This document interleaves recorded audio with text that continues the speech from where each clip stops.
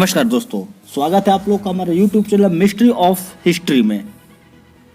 अंग्रेजों की शोषण नीति और प्रतंत्रता से भारतवर्ष को मुक्त कराने में अनेक महापुरुषों ने अपनी शक्ति और सामर्थ्य के अनुसार योगदान दिया था। इन्हीं महापुरुषों की कड़ी में एक नाम आता है भगवान बिरसा मुंडा का, जिन्होंने एक नारा भी दिया था, अबुआ डिसोमरे अबुआ राज, अर्थात हमारे देश में हमारा शासन का नारा देकर भारतवर्ष के छोटा नागपुर क्षेत्र के आदिवासी नेता भगवान बिरसा मुंडा ने अंग्रेजों की हुकूमत के सामने कभी सर नहीं झुकाए थे। वहीं आपको बता दें कि जल जंगल और जमीन के हक के लिए अंग्रेजी के खिलाफ उलगुलान अर्थात क्रांति का आह्वान भी किया था। बात करें बिरसा मुंडा का जन्म की, तो उनका जन्म 15 नवंबर 1874 को चालकद ग्राम में हुआ। बिरसा मुंडा का पैतृक गांव उलीहातू था। इनके जन्म स्थान को लेकर यद्यपि इतिहासकारों में मतभेद आज भी जारी है। उनका जन्म स्थान चालकद है या उलीहातू। बिरसा का बचपन अपने दादा के गांव चालकद में ही बीता था। वहीं सन 1886 ईस्वी से जर्मन ईसाई मिशन द्वारा संचालित चाईबासा के एक उच्च विद्यालय में बिरसा दौद के नाम से दाखिल कराए गए थे, क्योंकि इनके पिता माता ने ईसाई धर्म अपना लिया था। बिरसा मुंडा को अपने भूमि संस्कृति पर गहरा लगाव था।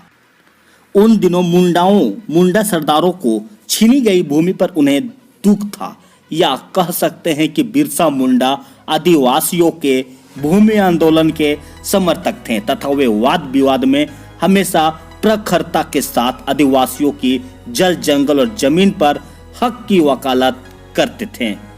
वहीं पादरी डॉक्टर नॉटरेट ने स्वर्ण का राज्य का हवाला देते हुए कहा कि यदि वे लोग ईसाई बने तो उनका अनुदेशों का पालन करते रहेंगे तो मुंडा और सरदारों को छीनी हुई भूमि को वापस करा दिया जाएगा। लेकिन 1886 और 87 में मुंडा सरदारों ने जब भूमि वापसी का आंदोलन किया तो इस आंदोलन को न केवल दबा दिया गया बल्कि ईसाई मिशनरियों द्वारा इसकी हिंसा भी की गई। वहीं बिरसा मुंडा को गहरा आघात भी लगा था। उनकी बगावत को देखते हुए उन्हें विद्यालय से निकाल दिया गया। फलस्वरूप 1890 में बिरसा तथा उसके पिता चाईबासा से वापस आ गए थे। वहीं सन 1886 और 1890 तक बिरसा का चाईबासा मिशन के साथ रहना उनके व्यक्तित्व का निर्माण काल था।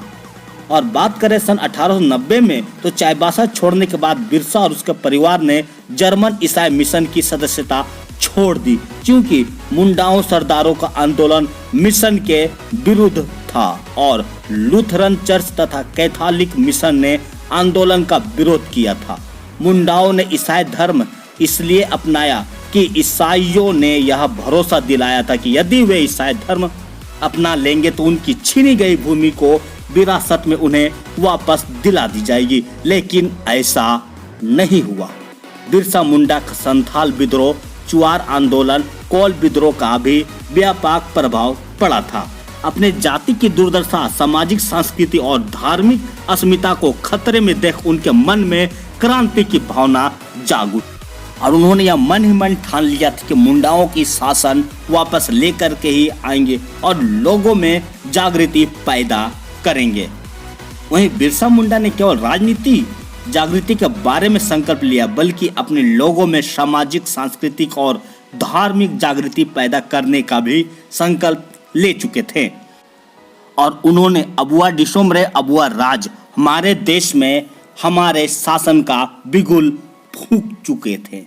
बिरसा मुंडा ने अंग्रेजी शासन के खिलाफ उलगुलान का आह्वान किया। वे उग्र हो गए, शोषकों, ठेकेदारों और अंग्रेजी चाटुकारों को मार भगाने का आह्वान किया। पुलिस के भागने की इस घटना से आदिवासियों का विश्वास बिरसा मुंडा पर होने लगा। विद्रोह की आग धीरे धीरे पूरे छोटा नागपुर में फैलने लगी। कोल लोग भी विद्रोह में शामिल हुए। लोगों को विश्वास होने लगा कि बिरसा मुंडा भगवान के दूत के रूप में शोषकों से मुक्ति के लिए स्वर्ग से यहाँ पहुंचे हैं। अब दिकियों का राज समाप्त हो जाएगा एवं अबुआ डिसोमरे अबुआ राज कायम होगा। आदिवासी को यह पूर्ण रूप से विश्वास हो गया कि यदि वे सरकार के खिलाफ खड़े होंगे तो सरकार का विद्रोह करेंगे तो उनका खोया हुआ राज फिर से वापस मिल सकता है। इस विद्रोह ने अंग्रेजी हुकूमत को झकझोर दिया और 22 अगस्त 1895 अंग्रेजी हुकूमत ने बिरसा मुंडा को किसी भी तरह गिरफ्तार करने का निर्णय लिया।